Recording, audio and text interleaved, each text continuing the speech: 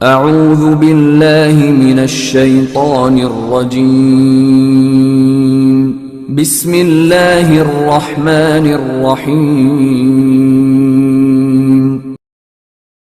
الحمدللہ والصلاة والسلام علی رسول اللہ اما بعد اعوذ باللہ من الشیطان الرجیم بسم اللہ الرحمن الرحیم رب اشرح لی صدری ویسر لی امری واحلل عقدۃ من لسانی یفقہوا قولی۔ تمام تعریفیں اللہ تعالیٰ کے لیے ہیں اور بے شمار رحمتیں اور برکتیں آپ صلی اللہ علیہ وسلم پر، اللہ کے پیغمبر پر، جنہوں نے اللہ کا پیغام جو ہے اللہ کے بندوں تک پوری دل جمعی کے ساتھ اور یکسوئی کے ساتھ پہنچایا۔ آج جو ہے تاریخ 26 ہے جون کی اور 2021 ہے، اور جو ہمارا 15 روزہ درس ہوتا ہے وہ آج ہم اللہ کے نام سے شروع کر رہے ہیں۔ یہ جو دعا پڑھی گئی رب اشرح لی والی بڑی اچھی دعا ہے، بڑی کام کی دعا ہے، اس کو ہمیں روزانہ ہی تقریباً پڑھنا چاہیے۔ عام طور پہ صرف درس وغیرہ کے شروع میں عام طور پہ علماء پڑھا کرتے ہیں ان کو۔ تو بار یہ دعا کا ہم ترجمہ یاد رکھیں، بڑی اچھی دعا ہے کا ترجمہ میں آپ کے سامنے دعا کر دیتا ہوں۔ جیسے ہم کہتے ہیں کہ رب اشرح لی صدری، اے ہمارے رب میرا سینہ کھول دے، میرا صدر یعنی کہ جو ہے صدر مقام، دل و دماغ، اس کو کھول دے۔ وہ یسر لی امری، میرے کام کو میرے لیے آسان کر دیے۔ ہم نے روزانہ کوئی نہ کوئی کام کرنے ہوتا ہے، اللہ کے نام سے شروع کرتے ہیں، ہر کام میں ہمیں آسانی چاہیے۔ وہ یسر لی امری واحلل عقدۃ من لسانی، میری زبان کی گرہ کو کھول دے، یعنی کہ ہم نے لوگوں سے بات چیت کرنی ہوتی ہے، کلام کرنا، تو کوئی بات سمجھنی ہوتی ہے، سمجھانی ہوتی ہے، یہ بھی اس دعا میں کام آتی ہے کہ ہماری زبان کھل جائے، ہم جو بات بتائیں کسی کو سمجھ آ جائے، یفقہوا قولی، تاکہ وہ میری بات کو سمجھیں۔ یہ بڑی کام کی دعا ہمیں ہر یعنی کہ کام سے پہلے پڑھ لینی چاہیے۔ تو آج ہم جو ہے سورہ آل عمران ہماری چل رہی ہے، اس کی آیت نمبر ہم 52 تک پڑھ چکے تھے، آج 53 تک پڑھ چکے تھے، آج انشاءاللہ ہم 54 سے شروع کریں گے۔ آیت نمبر 54 تک پڑھ چکے تھے، آج 55 شروع کریں گے انشاءاللہ، ایک رکوع ہم آج مکمل کریں گے اللہ کے حکم سے۔ اعوذ باللہ من الشیطان الرجیم بسم اللہ الرحمن الرحیم۔ اس قول اللہ، جب اللہ نے کہا، کس سے کہا کہ یا عیسیٰ، یہاں پہ عیسیٰ علیہ السلام سے خطاب یہاں پہ ہو رہا ہے اللہ تعالیٰ کا۔ فرمایا جب اللہ تعالیٰ نے عیسیٰ علیہ السلام سے کہا انی متوفی کا، میں تجھے توفع کروں گا، متوفی کروں گا، یہ لفظ بڑا غور طلب ہے، اس کے اوپر ہم تھوڑا سا ڈسکس کریں گے۔ ورافعہ کا، تجھے اپنی طرف اٹھا لوں گا، الیہ اپنی طرف، ومطہرہ کا من الذین کفروا، اور جو کافر لوگ ہیں ان سے تجھے پاک کر دوں گا، یعنی کہ وہ تیرے قریب نہیں آ سکیں، تیرا کچھ نہیں بگاڑ سکیں گے۔ وجاعل الذین اتبعوک فوق الذین کفروا الی یوم القیامہ، اور جو لوگ تیری تابعداری کرنے والے، تیری اتباع کرنے والے ہیں، ان کو ان کافروں کے اوپر فوقیت دوں گا قیامت تک کے لیے۔ ثم الیہ مرجعکم، پھر تم سب نے ہمارے میری طرف ہی لوٹ کر آنا ہے۔ فاحکم بینکم، پھر میں تمہارے درمیان فیصلہ کر دوں گا، فیما کنتم فیہ تختلفون، جو بھی تم آپس میں اختلافات کرتے ہو۔ اور یہاں پہ ایک لفظ جو سب سے پہلے غور طلب ہے نا، وہ ہے لفظ متوفی کا، کہ میں تجھے توفع کروں گا۔ توفع کے معنی عام طور پہ جو ہے نا، خاص طور پہ یہ وہ لفظ ہے جو کہ نا ایک قادیانی جو ہے مرزائی احمدی ان کو کہتے ہیں، یہ اس لفظ کو استعمال کرتے ہیں یہاں سے عیسیٰ علیہ السلام کی وفات یہ ثابت کرتے ہیں کہ عیسیٰ علیہ السلام کو موت آ چکی، وہ یعنی کہ مر چکے، اس لفظ کو بول لیتے ہیں۔ تو توفع کا لفظ عام طور پہ ہمارے یہاں مختلف انداز سے استعمال ہوتا ہے، جو فوت ہو جائیں ان کو متوفی کہا جاتا ہے، فوت شدہ کے کہا جاتا ہے۔ لیکن یہ لفظ ہم فوت وغیرہ جو استعمال کرتے ہیں اصل میں ہم احتراماً استعمال کرتے ہیں، اصل میں اس کے معنی کوئی موت یا مر جانا نہیں ہے، یہ لفظ نکلتا ہے وفا سے۔ وفا کا معنی ہوتا ہے کہ اس کام کو پورا کر دینا، جیسا وعدے کے لیے آتا ہے، وعدہ وفا کرنے کے لیے خاص طور پہ استعمال ہوتا ہے۔ اس کا معنی ہے کہ اس چیز کو پورا کر دینا، مکمل کر دینا۔ تو یہاں پہ اللہ تعالیٰ کہہ رہا ہے کہ ایسا میں تجھے مکمل اپنے قبضے میں کر لوں گا، کسی چیز کو قبضے میں لے لینا، مکمل جو کرنا، کہ جس طریقے سے آتا ہے کہ اللہ تعالیٰ اپنے اعمال کا تمہیں پورا بدلہ دے گا، وہاں بھی یہ وفا کا توفع کا لفظ آتا ہے کہ اللہ تعالیٰ تم جو بھی کر کے آؤ گے اس کا پورا تمہیں بدلہ دے گا۔ تو اس کے معنی اصل میں ہوتا ہے کسی چیز کو پورا اپنے ہینڈ اوور لے لینا، اپنے قبضے میں لے لینا، اس میں معنی مر جانا نہیں ہوتا۔ تو یہاں پہ اللہ تعالیٰ نے کہا عیسیٰ علیہ السلام سے کہ میں تجھے پورا اپنے قبضے میں لے لوں گا اور تجھے بلند کر لوں گا، اٹھا لوں گا اپنی طرف، اور ان لوگوں سے تجھے پاک کر دوں گا، تجھے جو تکلیف پہنچانا چاہ رہے ہیں ان سے تو پاک ہو جائے گا، تیرے قریب بھی نہیں آ سکتے جو بھی یہ کافر لوگ ہیں۔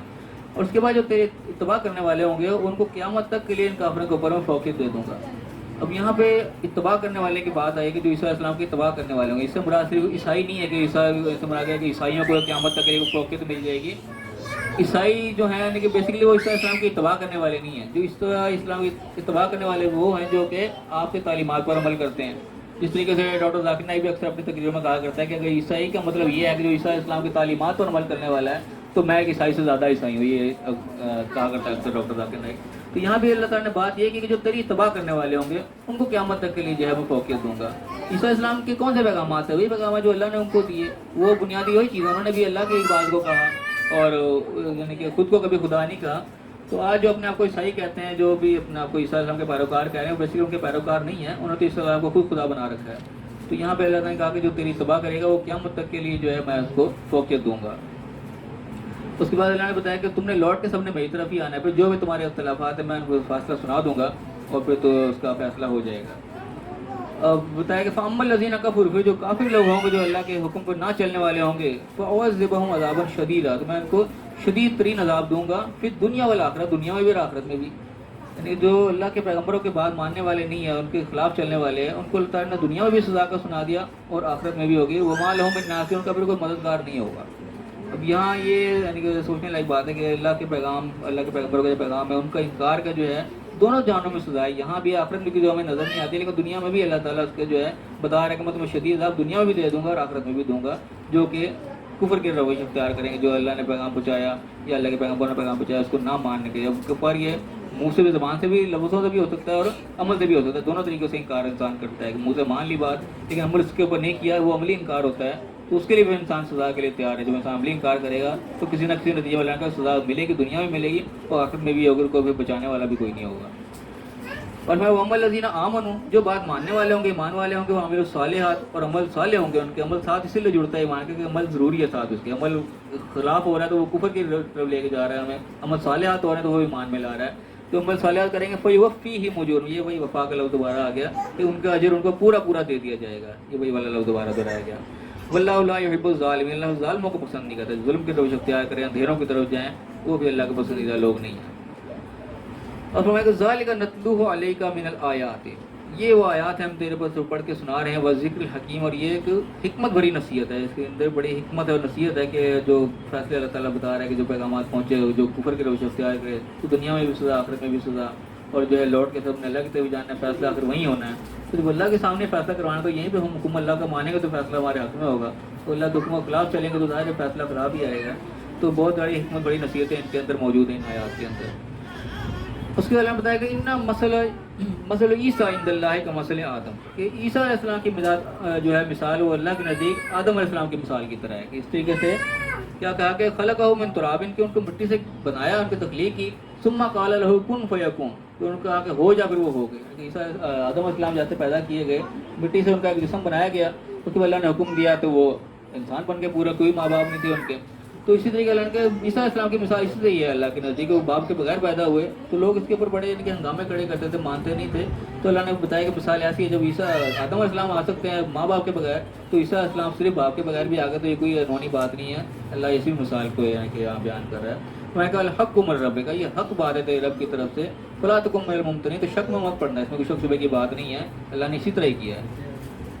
اور آگے فمن حاجک فیہ من بعد ما جاءک من العلم، اور جو لوگ تمہارے ساتھ پھر جو ہے حجت بازی کریں، اس میں تمہارے ساتھ بحث مباحثہ کریں جبکہ علم آ چکا اللہ کی طرف سے، اللہ نے واضح طور پہ بتا دیا، فقل تعالو، پھر ان سے کہہ دو کہ آ جاؤ، پھر ندعو ابناءنا و ابناءکم، ہم اپنے اولاد کو اپنے بیٹوں کو بلا لیتے ہیں، تم بھی اپنے بیٹوں کو بلا لو، ونساءنا ونساءکم، ہم اپنی عورتوں کو بلا لیتے ہیں، تم بھی اپنی عورتوں کو بلا لو، وانفسنا وانفسکم، ہم خود بھی آ جائیں تم بھی خود آ جاؤ، ثم نبتہل، پھر ہم اللہ سے پھر مبالغہ کر کے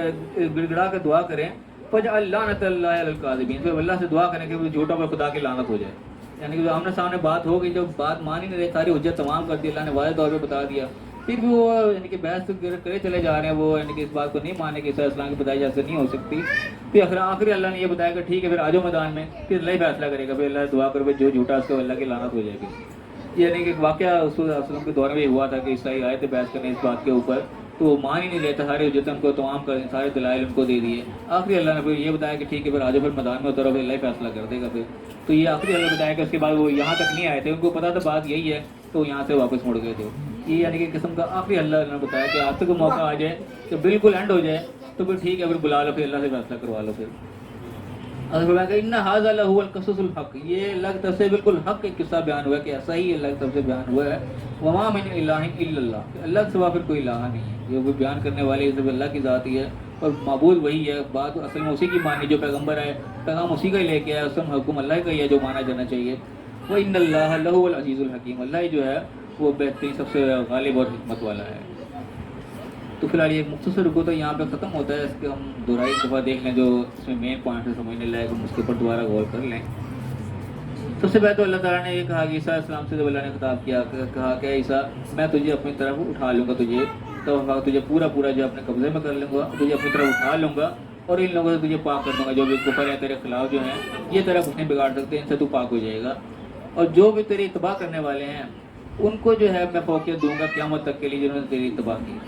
یہاں پہ ہم نے ایک چیز یہ غور کی، متوفی کا لفظ جو ہے یہ جو ہے یہاں پہ غلط استعمال کیا جاتا ہے، قادیانی، مرزی، خاطب احمدی جن کو کہتے ہیں۔ ایک بات ہم یاد ہے کہ قادیانی جو اپنے آپ کو احمدی کہلانا زیادہ پسند کرتا ہے بجائے کہ قادیانی یا مرزی کے، تو اپنے آپ کو احمدی کہو نا ان کو، تو وہ ان کو اچھا لگتا ہے۔ یہ بھی یعنی کہ یاد رکھنے والی بات ہے، جب کسی سے ہم بات کرتے ہیں، کسی کو اللہ کا پیغام پہنچانا چاہیں، اللہ کی طرف لانا چاہیں، تو ہم وہ الفاظ استعمال کریں جو اللہ کو سننا پسند کرے اگلا بندہ۔ اس لیے کہ ہمارے مختلف نام ہوتے ہیں، لوگوں کو نک نیم ہوتے ہیں، کوئی اصل نام ہوتے ہیں، تو کوئی نک نیم سے پکارو گے تبھی وہ کہے گا ہاں میرا ہی نام ہے، لیکن اس کا اصل نام اچھے طریقے سے پکارو گے تو اس کو اچھا لگے گا۔